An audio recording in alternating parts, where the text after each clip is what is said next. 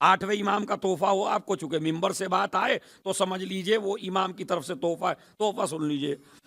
آپ نے کبھی ایسا دیکھا جوش کا بیٹا جوش بنا؟ جوش کتنا بڑا شاعر تھا، مگر جوش کا بیٹا جوش نہیں بنا۔ میر انیس کا بیٹا میر انیس نہ بن سکا، مرزا دبیر کا بیٹا مرزا دبیر نہ بن سکا، سبط جعفر صاحب کا بیٹا نہیں بن سکا۔ اسی طرح جتنے بھی شعراء کرام ہیں آپ ان کو لے لیجئے، پھر علماء کرام ہیں ان کو لے لیجئے۔ آپ کو اگر ایک آدھ بیٹا ایسا مل بھی جائے جیسا باپ، تو پھر پوتا ایسا نہیں ہوگا، اور اگر پوتا ایسا مل جائے تو پڑپوتا نہیں ہوگا۔ تو پہلے تو جتنے بھی بڑے بڑے فنکار ہیں، جیسا باپ ایسا بیٹا نہیں، اگر بیٹا ہو جائے تو پوتا نہیں، مگر واہرے محمد مصطفیٰ صلی اللہ علیہ وآلہ وسلم کو اللہ نے اس کرم سے نوازا کہ اس گھر میں ایک محمد نہیں ہے، 12 محمد ہے۔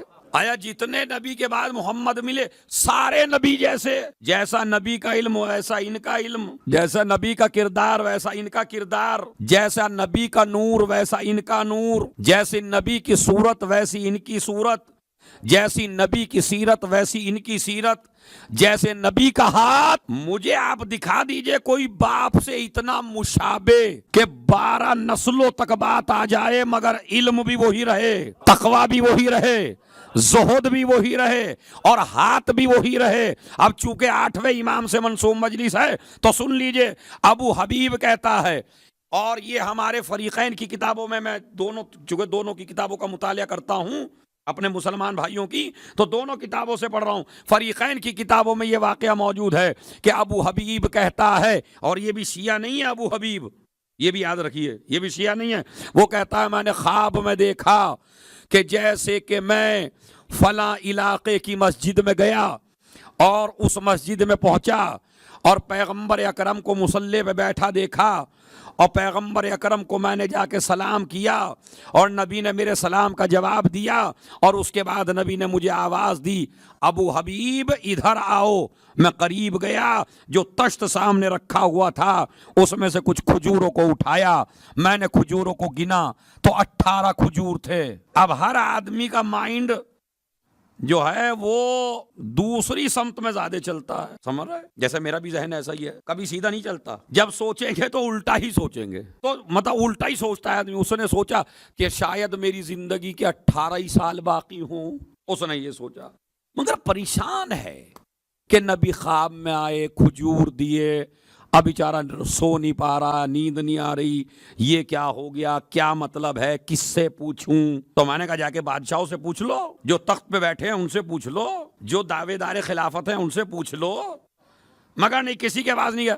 کہتا تھوڑے دن کے بعد میں نے سنا کہ اسی مسجد میں امام رضا آئے ہیں، ہمارے 8ویں امام تشریف لائے ہیں۔ اب وہ تو نہیں مانتا نا، لیکن اتنا ضرور جانتا ہے کہ یہ رسول کی اولاد ہے۔ انہوں نے کہا بھئی یہ رسول کی اولاد ہے، یہی بتائے گی مسئلہ کیا ہے۔ تو فوراً گیا، کہتے ہیں بالکل جیسے خواب میں رسول کو بیٹھے دیکھا تھا، بالکل ایسے ہی میں نے 8ویں امام کو بیٹھے ہوئے دیکھا، جیسے انہوں نے مجھے آواز دی تھی ویسے ہی انہوں نے مجھے آواز دی، جس طرح نام سے انہوں نے پکارا تھا اسی طرح انہوں نے پکارا، جس طرح انہوں نے کھجور اٹھا کے دیے تھے اسی طرح انہوں نے بھی کھجور اٹھا کے دیے۔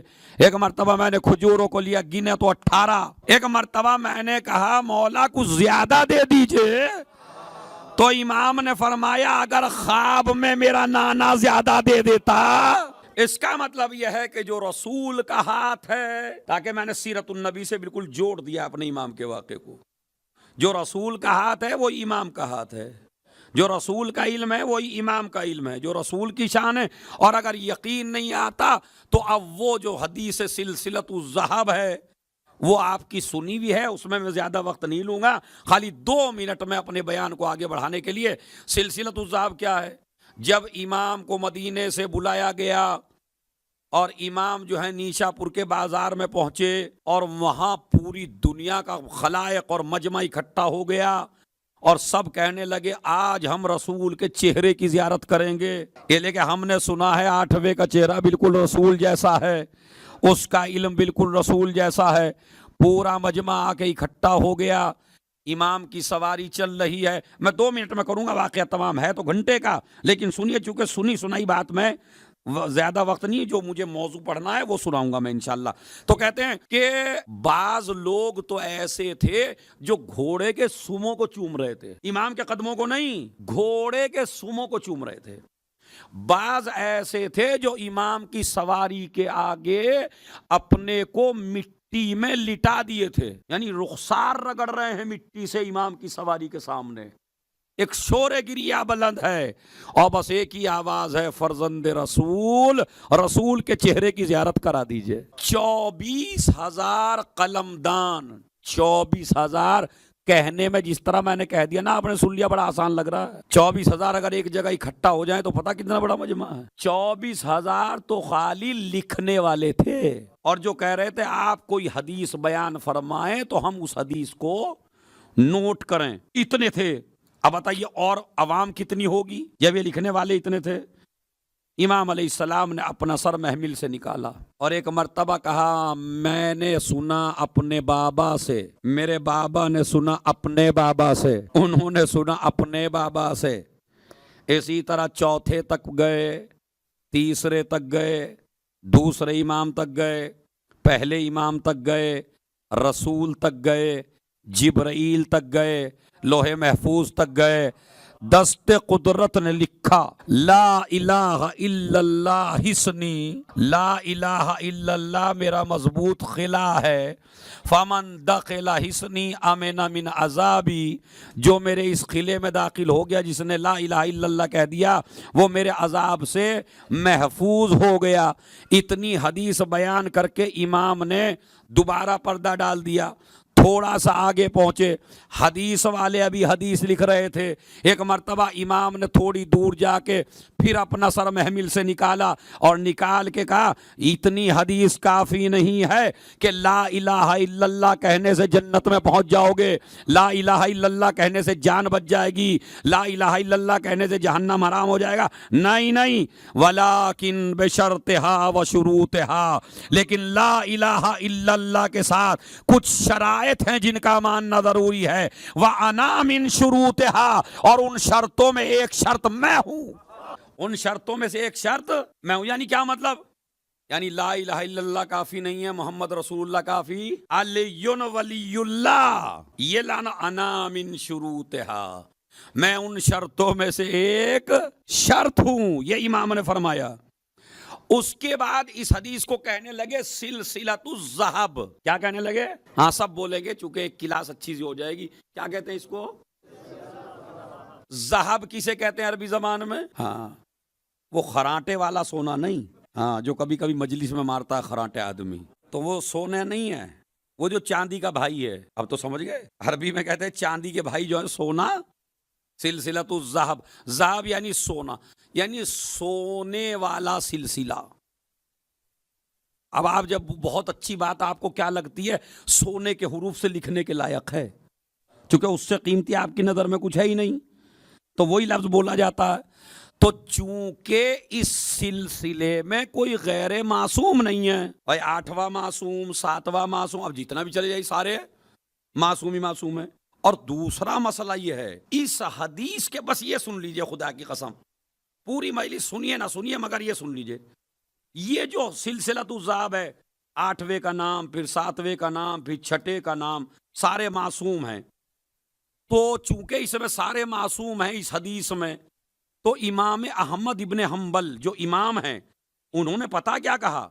لو قرئ ھذا الاسناد علی مجنون لافاق من، کہتے ہیں اگر اس حدیث کے سلسلے کو کسی مجنون پہ پڑھ دیا جائے، نہیں اس پہ میں خاموش نہیں بیٹھنے دوں گا بھائی، اس لیے کہ کوئی عام مولوی نہیں کہہ رہا ہے، امام کہہ رہے ہیں، امام احمد ابن حنبل، کہ اگر اس حدیث کے سلسلے کو، یعنی ان اماموں کے ناموں کو اگر کسی مجنون پہ پڑھ دیا جائے تو پاگل آدمی بھی بالکل صحیح و سالم ہو جائے.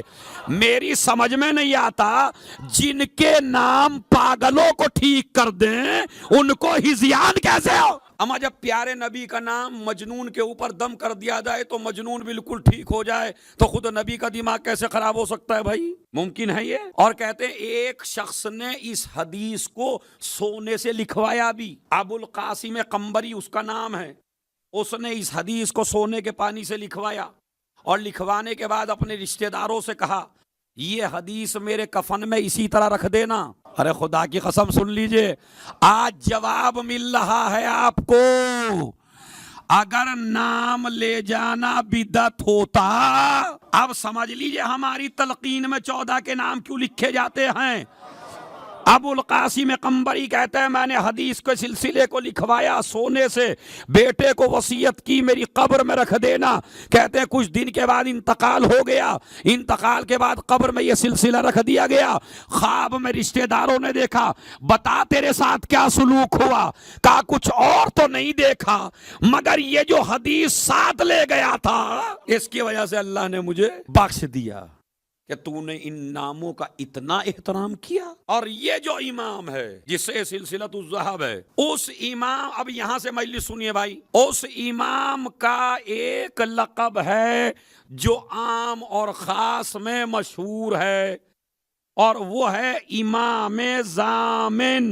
کیا کہتے ہیں؟ زور سے بولیے سب مل کے۔ امام کون سا امام ہے؟ امام ضامن 8واں امام، تاکہ بچے بھی، بیٹا جتنے آپ بیٹھے ہو اپنے ذہن میں یہ بات بسا کے جاؤ، ہمارا 8واں جو ہے چونکہ اس کا لقب ہے رؤوف، رؤوف یعنی مہربان، جو مہربان ہوگا وہی ضمانت لے گا، سخت آدمی ضمانت نہیں لیتا۔ رؤوف ہے تو مہربان ہے، مہربان ہے تو ضامن ہے، تو اس امام کا ایک لقب ہے ضامن آہو ہے نا، تو امام ضامن۔